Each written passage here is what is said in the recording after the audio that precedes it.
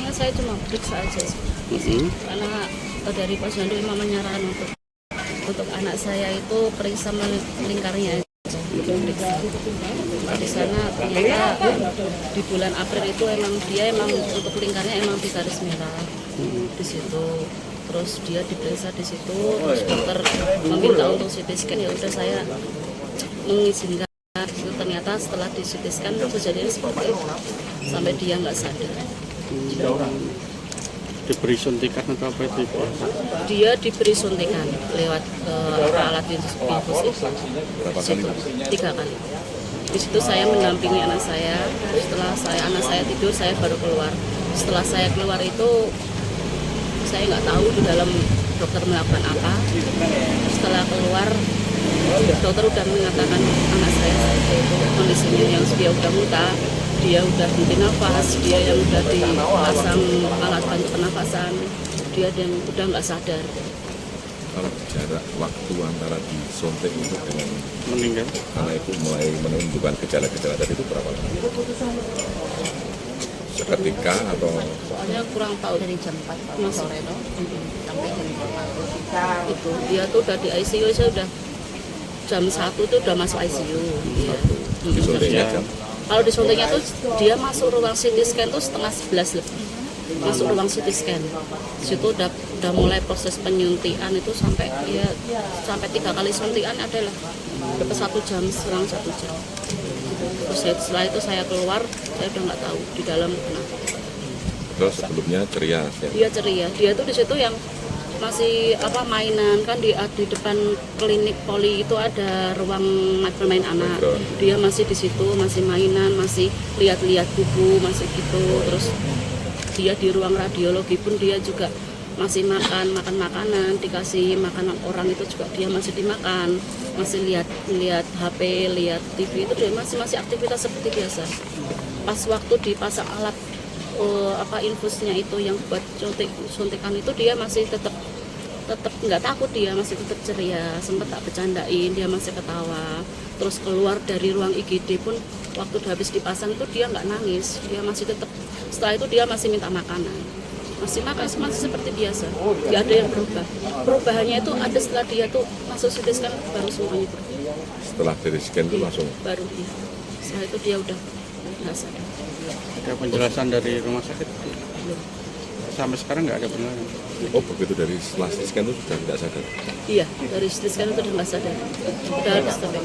Ya dia di dalam situ disuntikan kedua itu dia sempat minta, ya agak sedikit rewel, dia minta, mungkin merasa nggak enak, dia minta, udah mulai nangis, dia udah mulai minta pulang, pengen ketemu kakaknya, itu udah itu. Terus tak gendong itu dia masih tetap nangis, sampai disuntikan ketiga pun dia masih tetap nangis, sampai dia tertidur pun di pelukan saya.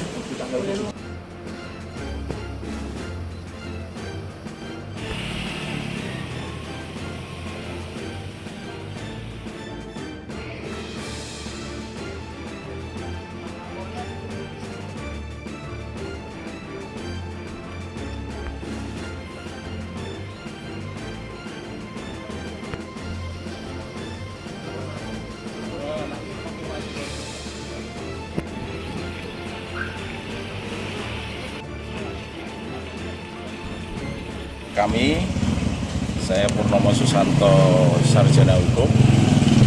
Kami dari Forum Persaudaraan Advokat Yogyakarta, Divisi Bantuan Hukum.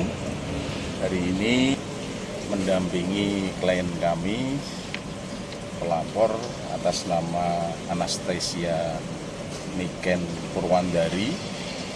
Ini berdasarkan laporan LPP nomor 319 Romawi 5 garis miring 2026 garis miring SPKT garis miring Polda DIY tanggal 17 Mei 2026. Ini melanjutkan dari pemeriksaan awal terkait dengan laporan polisi tersebut terkait dengan dugaan kelalaian medis sesuai diatur dalam Undang-Undang Kesehatan dan Undang-Undang Perlindungan Konsumen. Dilaporkan siapa Mas? Pemberian obat itu ya? Kalau bentuk dugaan malpraktek itu sesuai keterangan yang diberikan klien kami, jadi saat pemberian sedasi, tindakan sedasi itu, kalau yang didengar oleh klien kami saat itu kan untuk adik ini di CT scan itu kan harus tenang, sehingga perlu diberikan obat bius, yang didengar obat bius. Tapi kami dapat bahwa tindakan itu namanya sedasi kan ketika kemudian dari pihak rumah sakit menjelaskan itu. Tindakan sedasi itu berupa penyuntikan 3 kali. Penyuntikan 3 kali. 3 kali jeda waktunya pertama, kedua itu 30 menit, kira-kira sekitar 30 menit. Jeda waktu dari kedua, ketiga itu nggak ada 30 menit. Itu.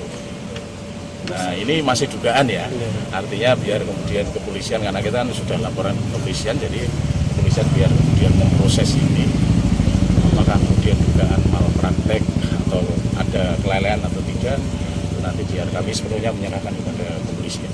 Terlapornya siapa? Kalau terlapornya sudah kami sampaikan kepada penyidik,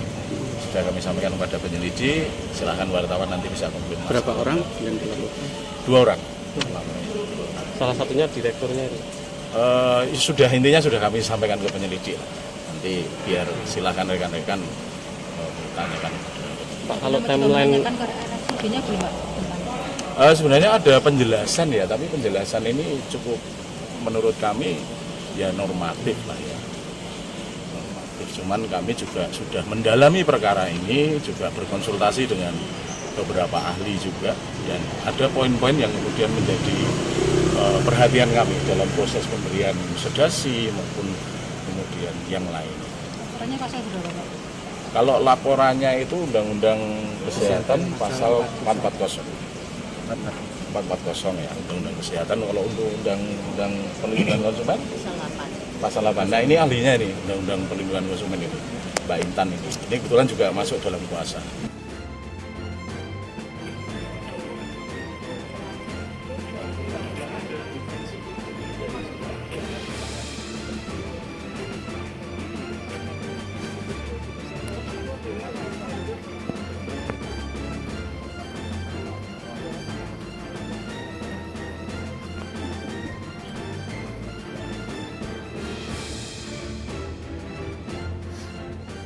Saat ini masih dalam proses penyelidikan ya, dari penyidik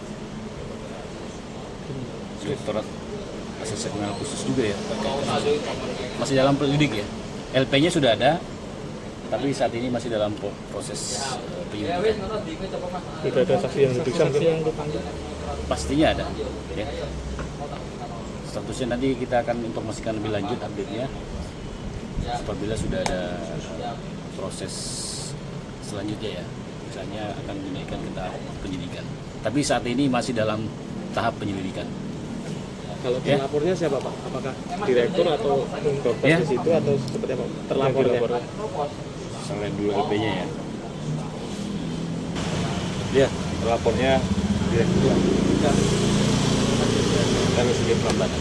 1 orang tok ya? Sementara ya. Kaisar. Udah apa lagi? GMS Pak, itu kemarin naik sidik udah.